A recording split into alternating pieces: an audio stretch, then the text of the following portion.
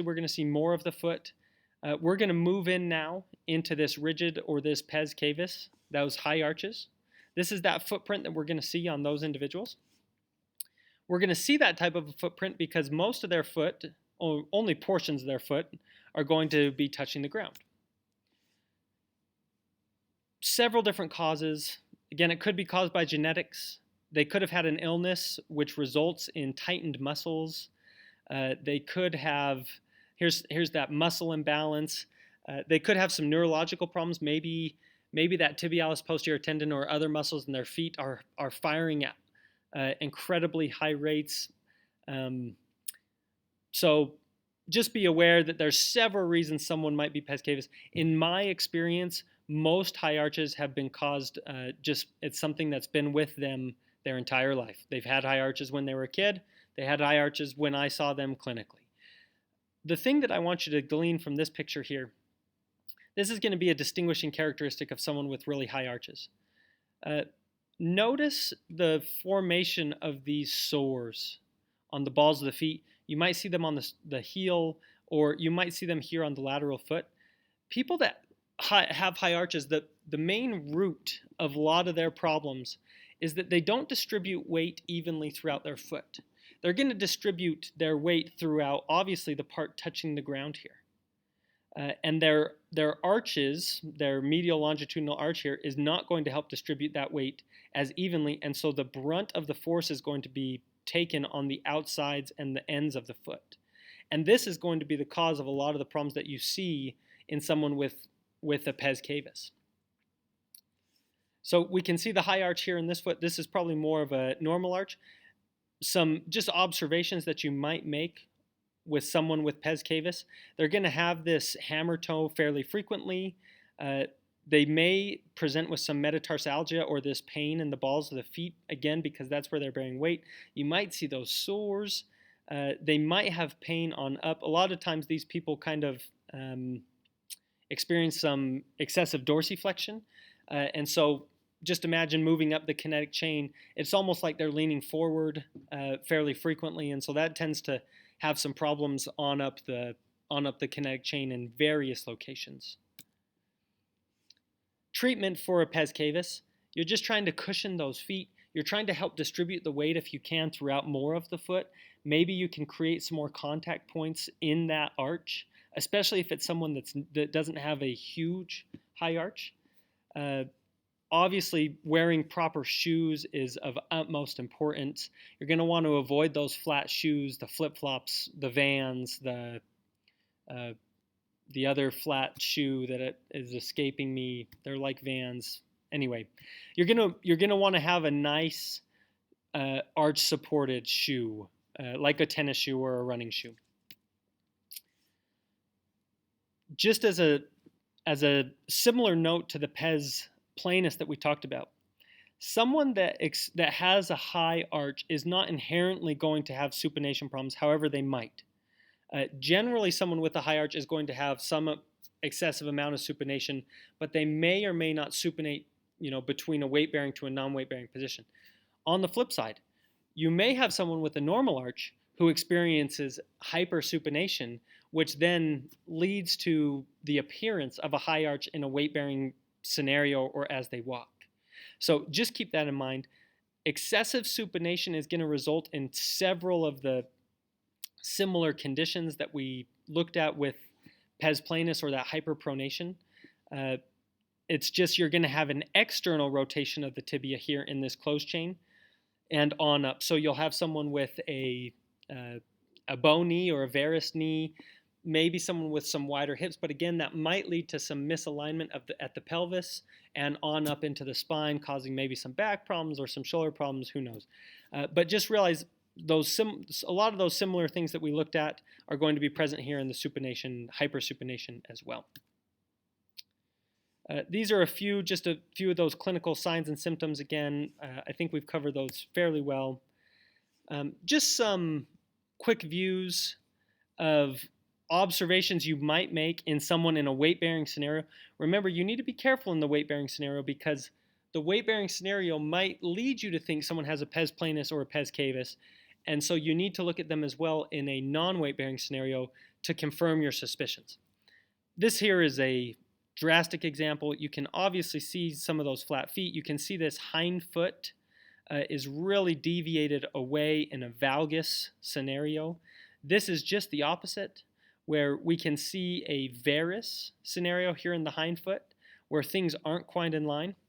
This is a nice picture here of a wedge or an arch support, how that helps fix some of that hyperpronation or some, this is a block. I mean, this is obviously going to be an excessive scenario, but just an instance of that problem. Let's move to our last scenario, the equinus. The reason this is called equinus is because this is similar to what a horse is going to look like, where the metatarsals become a weight-bearing bone.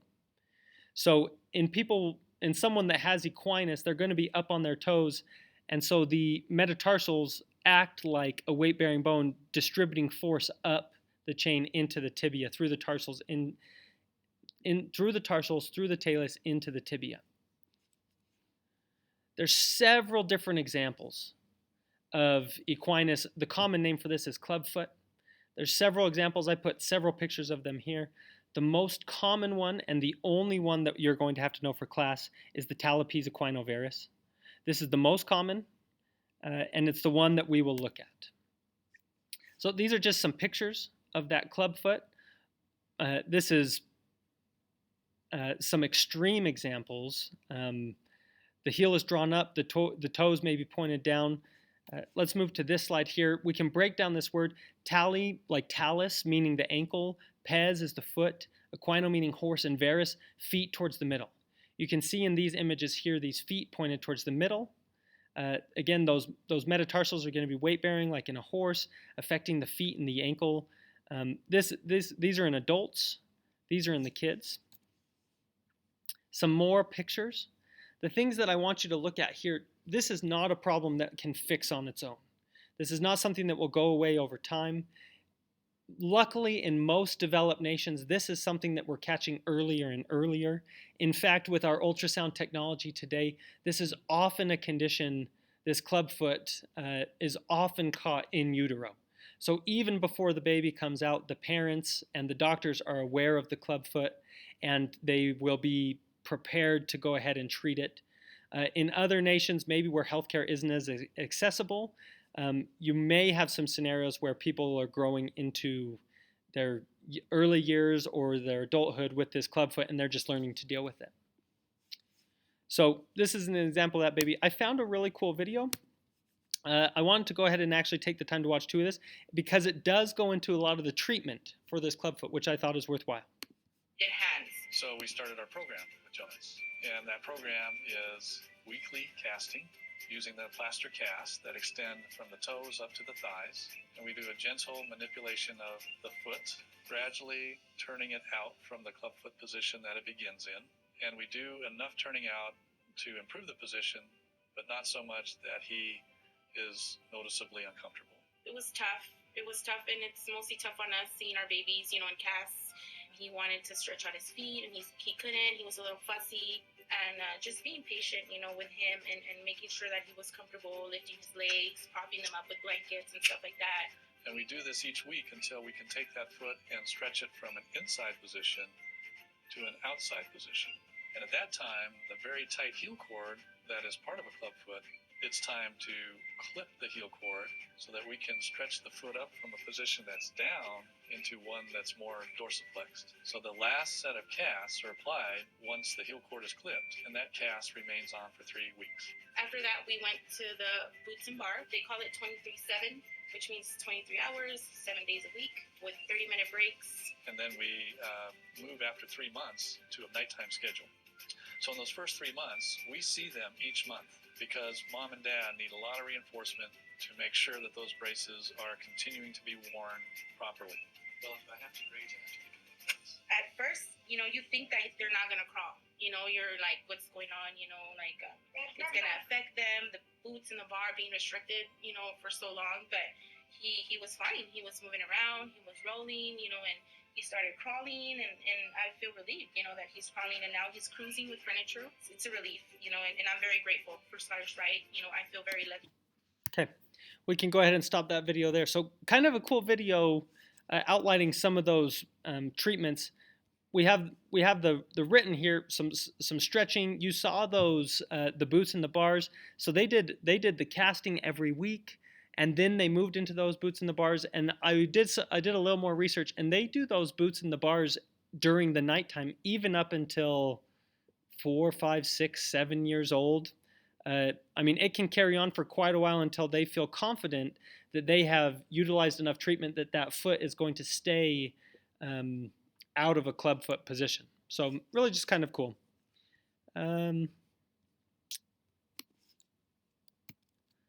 Okay, so let's look at maybe some potential causes of that equinus or the club feet. The main one I want you to remember is idiopathic here. Really, from my reading and from my research, I just get the impression that we really don't know what's causing the club feet. It could definitely be some type of a heredity or a genetic component for sure. Maybe they have some tight muscles. The doctor mentioned that heel cord that they have to go in and cut. That could very easily be the scenario. There is some hypotheses out there about this intrauterine compression. Maybe the feet during those early stages of development when the feet are just forming, maybe they're in a really scrunched, awkward position and they kind of hold there throughout those weeks of development, which is, I mean, I can imagine scenarios where that's probably possible as well. Maybe there was a stop in the fetal development. Maybe there's those muscle imbalances. It could potentially be any one of these. I feel like for any individual case, I think for the most part, you just really don't know. A couple more just cool pictures. For those people that aren't fortunate enough to have this done as a baby, this is correctable even in adults. They're going to use this external fixation device to help fixate those bones, utilize Wolff's Law, and create a flatter foot that's going to be much more functional than this. This is an image of that person once everything's all done.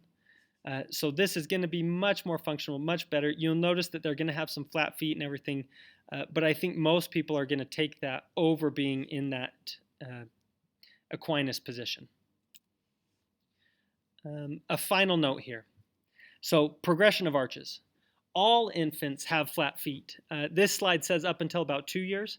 In my reading, I actually found some clinicians actually say, you really shouldn't worry about flat feet even at 4, 5, 6, 7 years old, even up until maybe even a little later. It is a common thing to have those flat feet, and then the arches will form over time. If you feel like there's a issue, you can reassess as frequently as you need to in these kids, especially after their weight bearing. But exercise caution again, because most kids are going to have flat feet, and over time their arches will develop. So that wraps up this video covering these problems associated with the arches.